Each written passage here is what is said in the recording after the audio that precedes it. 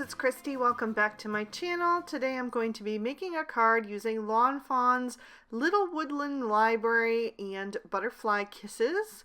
So I've stamped the images I'll be using on Spectrum Noir Ultra Smooth Premium White cardstock with Lawn Fawn Jet Black ink, and I'll be coloring with my Copic markers.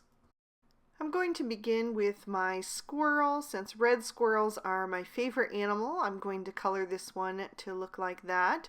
I used E11, E13, E15, and E17.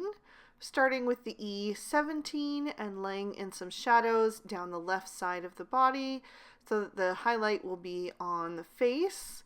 And then I'll blend that out with the E15, also adding a nice deep shadow to the lower part of the tail where it's connected to the body. Then I'll come in with the E13 and I'm going to fill in most of the squirrel with that. And then I'll just leave a little bit of room on the face and the top of the leg and foot and the top of the tail for the E11. Then I'll move down to my fox, and I'm going to use YR12, YR14, and YR18, starting with the YR18 for him, and I'm placing those shadows on the top of the body, and then blending out with the YR14. I wanted to save a little bit of white space on the belly to just have like a softer shade to match the white part of the face and the tip of the tail. So I'm going to be very careful as I come in with my highlight, the YR12, to just leave a little sliver of room there left. And once I have all the orange parts done, I'll use E000 and E00 for the whites, using the E00 first, blending out with the E000 and leaving some white as well for the highlight. Then I'm going to work on my bunnies, and I'm going to use E50, E51, E53, and E55. And I'm coloring them mainly equal on both the left and the right since they're facing forward. For the baby bunny, I'm doing a little more shading on the right hand side since we can see it. So using the E55 for that, and then blending out with the E53. Just going all around the edges. I wanted to keep the chest and face and belly light. And then I'll come in with the E51, and this is where I'm going to start to make a heart shape around the face. So it's almost like I'm leaving a white heart that goes up around the eyes and then comes down on the chests of the bunnies. And then I'll just use that E50 to kind of transition from the brown parts into the white parts of the bunny. And I'm also going to leave some white space on them for another highlight. I'll also add a little color to the tail of the baby bunny with that lightest shade. Then I'll keep the E53 and E55 and darken it up a bit with the E57 to do the post of the little free library, adding that shadow up under the house part, and then adding my highlight in the center. And then I'll let that dry for maybe 30 seconds, and I'll come in with E59 and add a bit of wood grain texture to that just to give it a little extra interest. Then I'm going to move on to like an orangey red combo. I'm using R12, R14, and R17 for the front of my little free library. So I'm using the R17 to outline up under the roof and then down the sides and the bottom.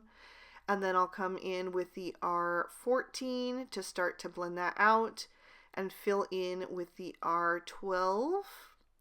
The R12 kind of pushes the R14 back a bit, so I'm just being careful with that, and then even going back in and adding a second layer of those shades just to smooth out that blend a little bit better. And then I'm also going to use that shade on the fox's book cover. I wanted to have each of the accent colors in at least 2 places on the card. So it'll be the library and the book for this particular combo. And then while I have the red/pinks out, I want to add some rosy cheeks to my critters using R11 and R20. For the squirrel, I only use the R20 because the R11 wouldn't have showed up. But I used both shades on everybody else, and also added some pink into the inner ears of my bunnies. Then I'm going to move up to the roof of the Little Free Library, and I used W00, W1, and W3 for that, adding some shadow to the ends and also the center point with the W3.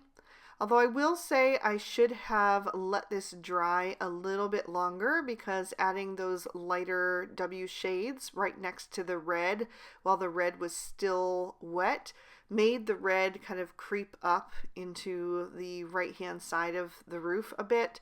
So I'm going to have to fix that a little bit later on. Switching to a peachy orange, I'm using YR01, YR02, and YR04 for another book inside the Little Free Library, and also the book that the bunnies are reading. I thought it would be fun to have an orange book for them because it's kind of the color of carrots. And then I'll move on to yellow. It's going to be more of a golden yellow. I'm using Y13, Y15, and Y17 to do another book, and also the butterfly, which, by the way, I do know that the Little Woodland Library add-on has a butterfly as well, but it's flying in the opposite direction. It's flying toward the right, and I wanted a butterfly that was flying toward the left for this particular scene, so that's why I used one from Butterfly Kisses. My green combo is YG61, YG63, and YG67. I did another book and also the grasses, which I just stamped out 3 times so I could have more of them just to help set the scene a bit more. And then for my aqua, I'm using BG10, BG11, and BG13. I did another book in the Little Free Library and the book that the squirrel is holding. So I'm just going to fill that in, and then I am going to switch back to my warm grays. I'm going to do the last little book inside the library with that combo. And then I'm going to switch up the roof by making it a little bit darker so I can get rid of that kind of pink bloom in there. So I'm using W5 now, blending out with the W3. And I didn't use the other 2 shades because I needed it to be a bit darker, but I did go back in with a second layer of the W5 and then just blend it out a bit more with the W3. And then I also used those shades for the knob on my Little Free Library. And then I'm going to grab a black Sakura Jelly Roll pen and go over the eye of my squirrel and my fox to make those nice and bright and shiny again. And then I will trim all of these images out with their coordinating dies. For my background, I cut down a piece of Bristol smooth surface cardstock with the second largest of the large stitch rounded rectangle stackables. I have both my large and small stacked together on the same magnetic sheet. And I am going to blend on my background using some Distress Oxide inks and some stencils. So I'm using the Cloudy stencil for the sky with some Salvage Patina Distress Oxide ink. And I'm just turning that to find a cloud formation that I like. So I'll do 2 of those for the sky. And then I'll also add on a little bit of color right below that so that bottom cloud doesn't look so stark white. And then I am going to switch to the Grassy Slimline stencil and just position that. I want it to be just a bit above halfway on the card or on the focal panel. And I'll blend on some Bundled Sage Distress Oxide ink, just making sure to hold that stencil down firmly so it doesn't shift. So I'm going to press that ink down quite firmly right at the stencil line so that I can get some crisp grass marks, and then I'll soften it as I go down toward the bottom. I did want to darken this up just a tiny bit, so I grabbed my Mowed Lawn blending tool. I did not dip it into the ink pad. I just used what was left on that blending tool from its previous use and added a little bit of that down toward the bottom and then blended that back out with the bundled sage. And then I'll set this panel aside. And in the meantime, I'm going to do some stamping on my little free library. I'm just stamping little library right in the little triangle below the roof, using some Lawn Fawn jet black ink, which is the same ink that I used for my images. Then I'll pop my focal panel into my MISTI so that I can stamp my sentiment. I'm going to use VersaFine Onyx black ink for this because it lays so nice over the Distress Oxide inks. Other inks can look a bit cloudy.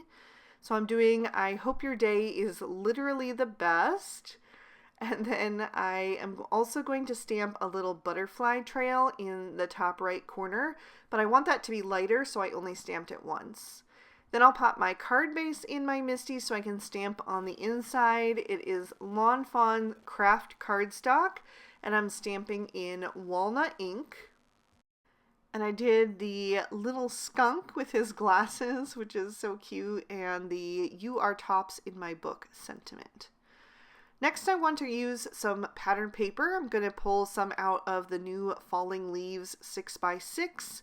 I'm just flipping through to see which colors are going to work the best, and I decided to go with this dark red coral shade. And then I wanted something contrasting, one of the plaids. So I was just checking to see which one I thought went the best, but I decided to go with this kind of soft grayish tone. So I'm going to tear that out as well. And I am going to trim both of these down using the largest of the large stitch rectangle stackables. So there's that die, and I am going to glue these to my card base. So the red leaf pattern is going to cover the card front completely. It is an A2 standard size card, so 4 1/4 wide by 5 1/2 tall. And then the other strip is 2 1/4 inches wide by 5 1/2 tall. And I'll just run that right down the center, making sure that it is on there nice and straight. So I have equal amounts of the red on both sides. And then I'll pop my focal panel up with some foam tape. And again, I'm just going to center that on the card so I have equal amount on all 4 sides. And pop that into place, and then I can bring in my images. So I already know from laying out this card design before I stamped everything out that I want the little free library over on the left hand side, right toward the top of the grass. And then to fill in the top right, I will add the butterfly at the end of the stamped trail.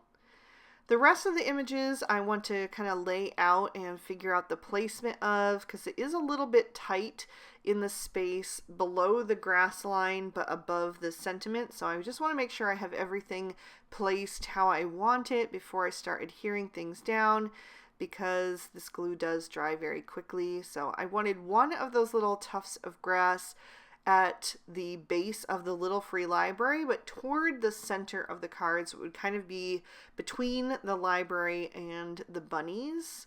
So I can go ahead and glue them into place, just using that squirrel as a placeholder for now. And then I wanted to figure out the other 2 grasses, and I'm basically going to have one behind the fox and one in front of the fox, so it'll also just kind of help separate the scene from the sentiment. So I'm going to glue those down first, and then I will glue the squirrel into place, and I'm just going to add that right behind those grasses, although I decided that I wanted it up just a little bit higher, so I am going to slide that squirrel up just a tiny bit. And then I will add the fox just above that sentiment. So that's where I decided to adjust that squirrel. And then of course I wanted to add a little bit of glitter. So I'm going to use some Stardust stickles on my butterfly and also on all of the books. So the books that the critters are reading and also the ones inside the little free library. And that is going to finish off this card. So I'm going to lift that up so you can see all of the detail and the sparkle and shine, and give you another peek at the inside. I really hope you guys enjoyed this one. I am obsessed with this stamp set, so I just had a blast playing with it today. I'm sure I will play with it again before too long.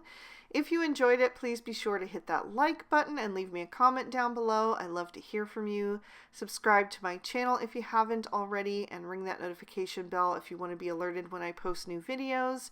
All the products I use will be listed and linked below the video in the description bar, and if you'd like to keep watching, here are 2 extra videos I thought you would also enjoy. Thank you so much for spending your time with me today. I hope you had a good one, and I'll see you soon in another video. Bye-bye!